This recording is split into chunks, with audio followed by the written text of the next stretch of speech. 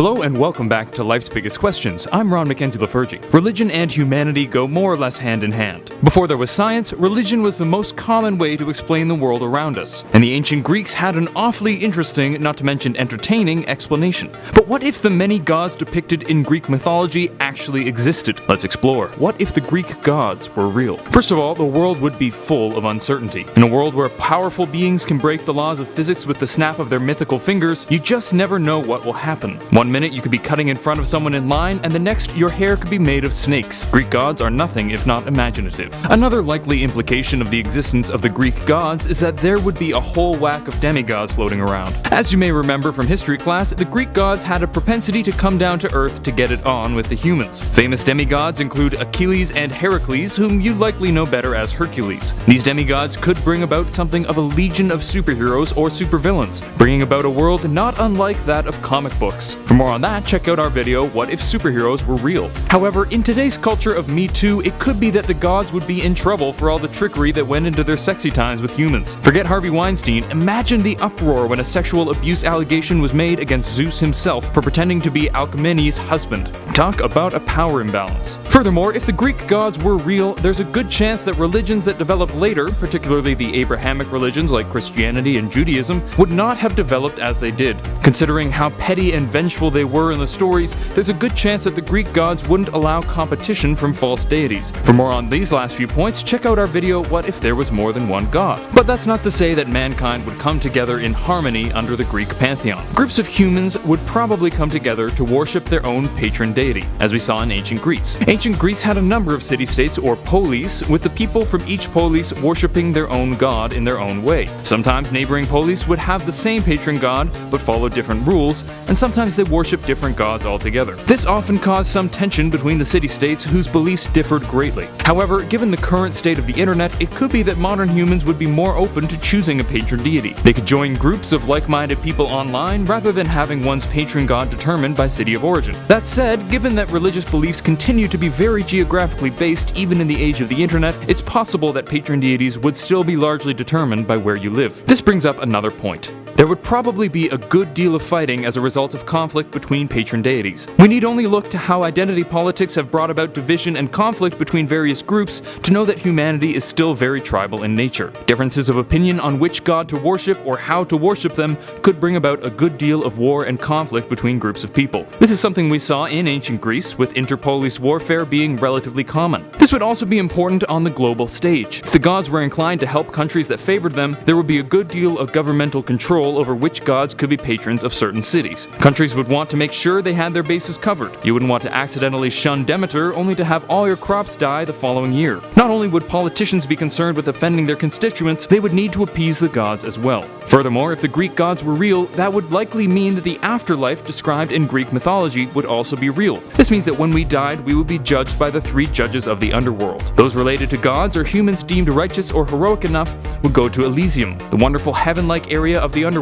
Ordinary people with some good deeds and some bad would be sent to the asphodel fields, full of blandness and neutrality. Finally, those deemed wicked would be sent to Tartarus, where they would be punished for eternity. If this was known to be true by humans, there's a good chance that most people would try much harder to live a moral life, for fear of ending up in Tartarus. While the biblical hell, as well as personal moral systems, currently prevents most people from committing evil deeds, the knowledge that you will actually be punished forever if you're a jerk would probably be a bit more effective. This could bring about some change even in the most moral of people. And now we return to our question, what if the Greek gods were real? Well, the world would be a very different place. Angry gods would be doing whatever the heck they wanted, while their half-human spawn acted like spoiled superheroes. People would be fighting to gain the favor of their patron deities, while trying to avoid being sent to Tartarus. The Egyptian gods are some of the most fascinating and are shrouded in an almost magical mystery. But what if we still believed in them today? What if they were real? Hello and welcome back to Life's Biggest Questions. I'm your host Rebecca Felgate, and today I'm asking, what if the Egyptian gods were real? Before we get into this video,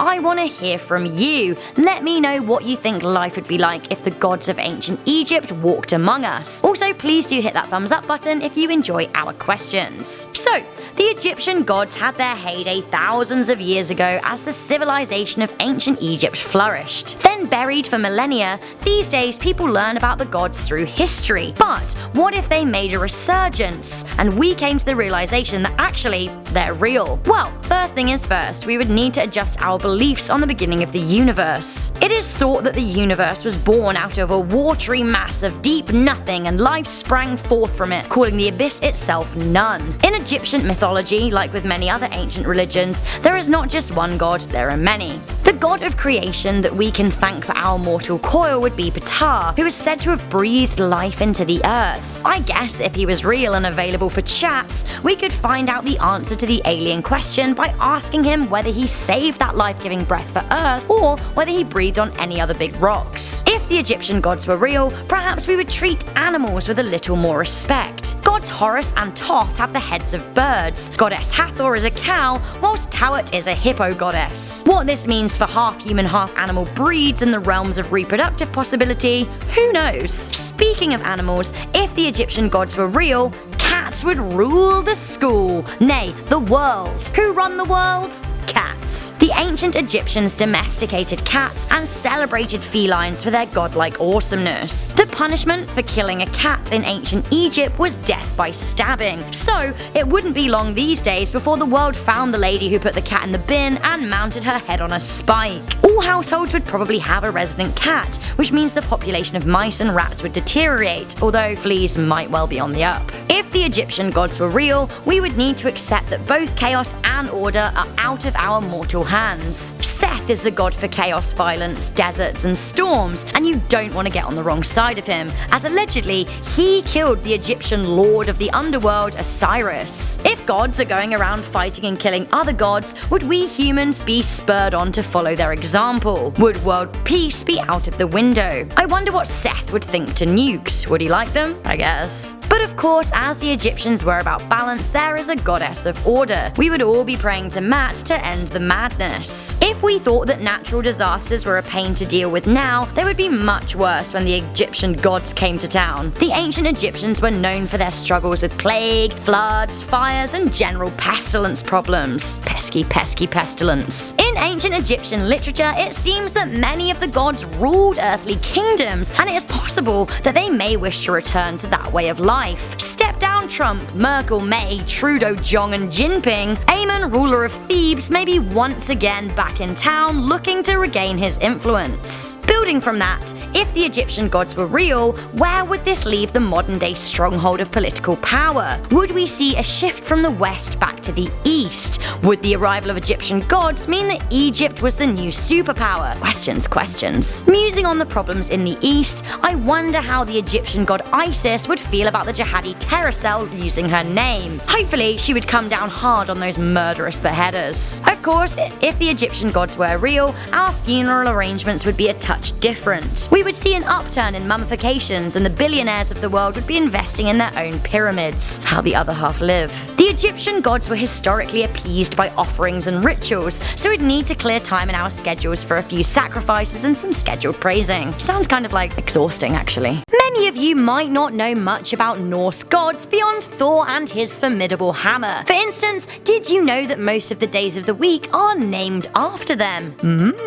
But what if Loki, Odin, and their mates were actually out there? Hello and welcome back to Life's Biggest Questions. I'm Rebecca Felgate, and today I'm asking, what if the Norse gods were real? Before we launch into this video, I just want to remind you guys to hit that thumbs up button and also leave us a suggestion for what video you would like us to make next. Also, why don't you have a stab at answering today's question by giving us your thoughts in the comments section. The Norse gods are plentiful, and tales of these divine beings stem back millennia. There are over 60 gods and deities split into two groups, Aesir and Vanir, or warrior gods and fertility gods. To accept that they are real is to pretty much throw science out of the window and accept that, you know what, we're pretty much at their mercy. If the Norse gods were real, the makeup of the world as we know it would be pretty different. If you thought flat earthers were crazy, wait until you meet the 9 worlds of Norse mythology. Sit tight because things are about to get a little different around here. So, we would all live within Yggdrasil, a vast tree that connects 9 worlds. Yes,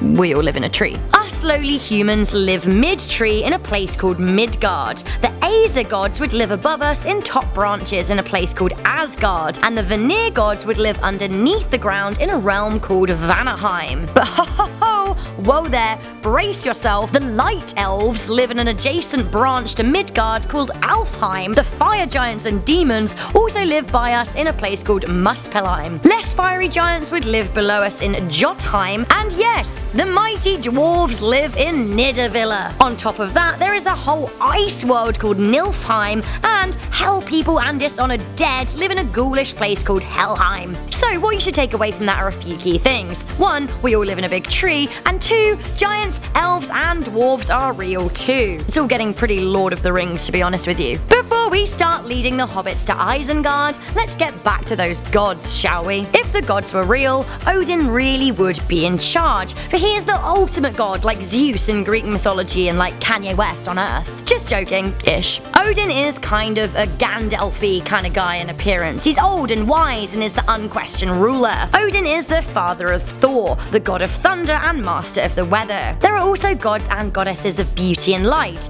gods of mischief and chaos, gods of justice, gods of creativity, gods of the ocean, gods of nature, gods of fertility, and gods of fate. All of this leaves humans pretty meek and at the gods' mercy. But I have to wonder, if the Norse gods were real today, how would they feel about the rise of technology? How would they feel about robots? Norse mythology paints a very pastoral existence, but I would love to know what Odin thinks to AI. Does he use Siri? Do gods have smartphones? I've just got so many questions. Forget smartphones though. According to Norse mythology, the gods kind of actually enjoyed wreaking havoc on humans, so I wonder what they would think to our space exploration programs or our quest to dig to the mantle of the Earth. Have they just let us believe in a round Earth amid a solar system, amid a galaxy, amid a universe for just one big joke? So, what would happen when we died if the Norse gods were real? Well, those who died in combat would reach Odin in Valhalla or join goddess Freya in Volkvagner. Now this is worrying because it'd probably be a bit of a green light on warfare. Now this would encourage martyrs into war in an age wherein the world actually needs peace. Of course, the age-old question when it comes to any god being real is, where exactly are these gods hiding? Does them being real mean that one day they'll suddenly show up at Midgard ready to surprise us humans? If so, the team of Norse gods would seem somewhat like fickle superheroes to us. To be honest, Thor and Loki already feature in the Avengers, so maybe life would be a bit like a Marvel movie. Although instead of Captain America ruling the roost, wise old Odin would call the shots. But really, who knows is the crux of it. Like with any question of theology, who is to say what would really happen if this band of divine beings turned out to be real? People would likely lose it, and a semi-Armageddon would ensue. That, or we would all have one huge Viking feast with much beer swilling. I know which I'd prefer.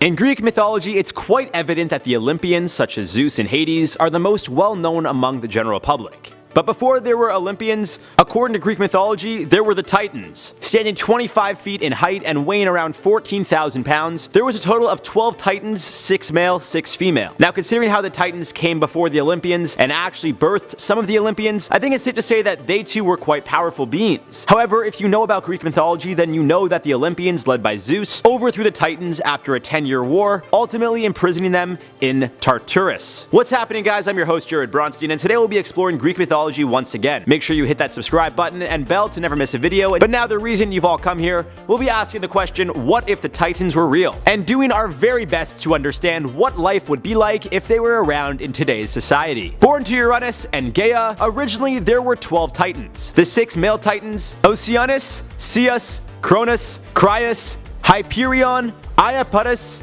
as well as 6 female Titanesses, Tethys, Themis, Phoebe, Mnemosyne, Thea, and Rhea. My apologies if I pronounced any of those names wrong. Please let me know the correct way below if I did not say them right. Uranus actually hated his children, so he forced Gaia to keep them in Tartarus, which was located deep within her bowels, or the depths of somewhere. Some sources say her bowels, not 100% sure. This caused her great pain, so Gaia asked her sons to help kill Uranus by castrating him. Only Cronus was willing to do it, and after successfully overthrowing their father, the Titans were freed and became rulers of the heavens. Led by Cronus and his sister Rhea, the Titans were the new gods. But when Cronus learned that he would face the same fate as his father, with one of his sons overthrowing him, he was afraid. Because of this, Cronus swallowed all of his children when they were born, with the exception of one, Zeus. Cronus didn't know at the time, but Rhea saved Zeus by wrapping a rock in a blanket, tricking Cronus into believing he was in fact swallowing Zeus. It's believed when Zeus got older, he gave his father a potion that caused him to throw up Zeus's other siblings. This is what started the approximate decade-long war, which the Olympians won. Ultimately, the prophecy was right. Cronus was overthrown by his own son Zeus, just as he did to his own father. After the Olympians won the war, the Titans who took part in the fight were sent to the depths of the underworld, while the others who didn't participate were allowed to go free. Now, it's believed the Titans were immortal gods with magical powers of sorts, and much like the Olympians, the Titans who were birthed from Gaia, which means earth, were all part of nature. For example, Cronus was the Titan of time, and Rhea was the Titaness of fertility and motherhood. In Greek mythology, it seems all the Titans and Titanesses were symbolic of the things that make up the earth and the human race. So what if they were real? Well, it would simply change everything we thought we knew about the past. From evolution to the way the earth came to be in the first place, all that information would go out the window. It would be irrelevant. If it was proven that these ancient Greek gods were in fact the creators of the earth in the sense that their mother, Gaia, is the earth, and she birthed all the other aspects of herself, then we'd have to question everything we know. An extremely interesting aspect of the Titans is that they were believed to be very large, immortal beings, yet they were taken down by their offsprings, which means they may only be seen as immortal to regular humans. And it seems there is a consistent pattern with the fathers of the gods ultimately being slain by one of their own. Again, if this rang true, then over the years the pattern would certainly continue. Under that idea, who's to say there haven't been other generations of Greek gods that have continued this cycle of killing their fathers and ruling the skies? In simpler terms, the point I'm trying to get across is the following. If the Titans were real, then that means all of Greek mythology would have to be real as well, which means that following the Titans being overthrown by the Olympians, well, who's to say the offsprings of the Olympians didn't overthrow them? For those unaware, the family tree of the Greek gods is quite convoluted, with many siblings marrying and birthing children together. And if this common theme of the son overthrowing their father continues to be true, then Zeus would have been overthrown as well at some point. This would also mean that our world is still run by some of these gods, whether it's the Olympians such as Hades and Zeus, or an offspring like Athena, or even further down the chain, someone would be overseeing the earth at all times. And if this was the case, it'd be interesting to see how our society would change the way they currently handle themselves. Would everyone suddenly have an interest in studying Greek mythology and try to understand it more so than we already do? How would people try to please the gods above out of fear that they would be punished or sent to the underworld if they didn't? Considering how we're talking about literal gods here, there would not be stopping them with nukes of any kind. They'd be the most powerful beings out there. Yet this would prove to be problematic for those who refuse to believe in another type of god. Someone who is so dedicated to their religion would want to prove that if the Greek gods are in fact real, then their god has to be real as well. And who knows, maybe that would be the case. I mean, really, who's to say which god or gods are the gods that we must worship? The thing with belief of any kind is that it changes from person to person, and even if the Titans or Olympians were real, someone who believed in them would certainly act much differently than someone who doesn't. Even if it was proven with facts somehow, let's not forget, people claim world events and things like climate change never happened or don't exist. So to wrap up, if the Titans were real, well, it would ultimately change the way people live their lives based on their belief. If they fear the Titans or whoever it is that would rule the earth, they would do what they could to please them. But for someone who refused to believe that any sort of god existed aside from their own, or that no god of any kind exists at all, well, they wouldn't be as willing to live for anyone but themselves. Hello and welcome back to Life's Biggest Questions. I'm Ron Mackenzie Lafergie. The world can be a pretty scary place. While science continues to help us understand more and more about the universe, there are still many great mysteries out there. One such mystery is that of Cthulhu, the great power first described in Lovecraft's short story,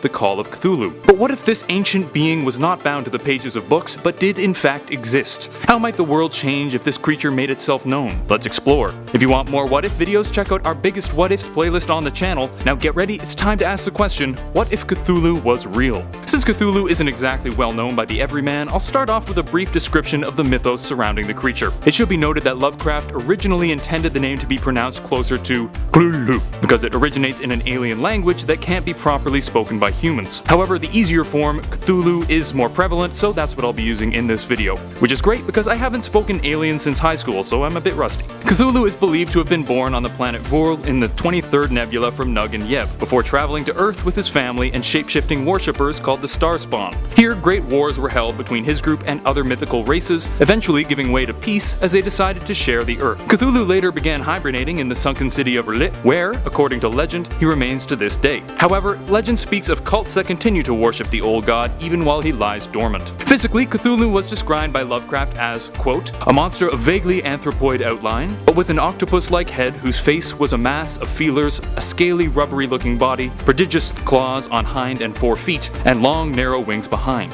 It has been described as a hideous combination of a man, an octopus, and a dragon. Generally depicted as being hundreds of meters tall, Cthulhu was seemingly created with the intent of striking fear and disgust into the hearts of men. This proved to be highly relevant in the myths, as it's claimed that merely gazing upon Cthulhu would cause the viewer to go insane. The myths say that Cthulhu will eventually awaken from its slumber and will rise to once again take over the world. So let's imagine a world where this beast existed. How might it differ from the world we know? Well, if Cthulhu remained asleep, nothing much would change. Those who found the creature deep in the ocean would go insane and likely die before even telling others about the find. Even if they made it back to land, their stories wouldn't be believed, due both to the extraordinary claims and, more importantly, their lack of sanity. However, even a dormant Cthulhu certainly isn't impotent. According to legend, Cthulhu continues to influence the world in a few ways. For one, its telepathic abilities allow it to enter the minds of people around the world. Not only that, the followers of Cthulhu are believed to be constantly working to bring about the god's return, often engaging in human sacrifice. However, if Cthulhu were to be awoken, it would be a very different story altogether. If Cthulhu awoke and began roaming the earth, madness would sweep the globe.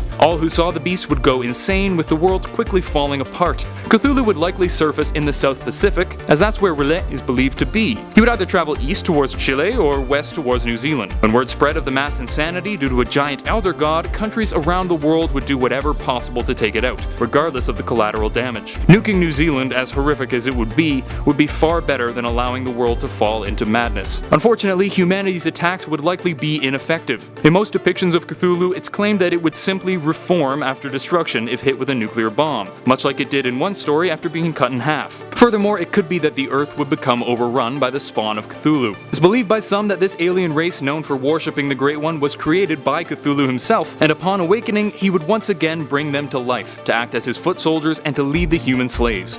As if the hulking behemoth wasn't enough to deal with, now we'd have terrifying shape-shifting creatures in the mix. This would make it essentially impossible for humanity to come out on top, or even find a place to hide.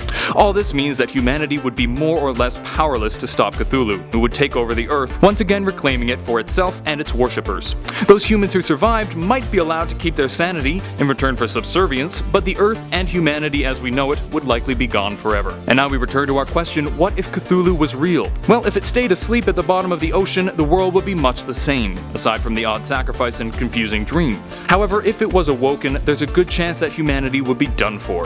With little chance of harming the Great One, we would most likely either be destroyed, driven mad, or enslaved. So let's all cross our fingers and hope that this is, in fact, just a myth. Thank you for watching Life's Biggest Questions. I hope this was interesting and informative, and maybe even inspired you to look into it further on your own. If you like this video, please thumbs up and subscribe to the channel down below. While you're down there, let me know what other mythical beings you'd like examined in future videos.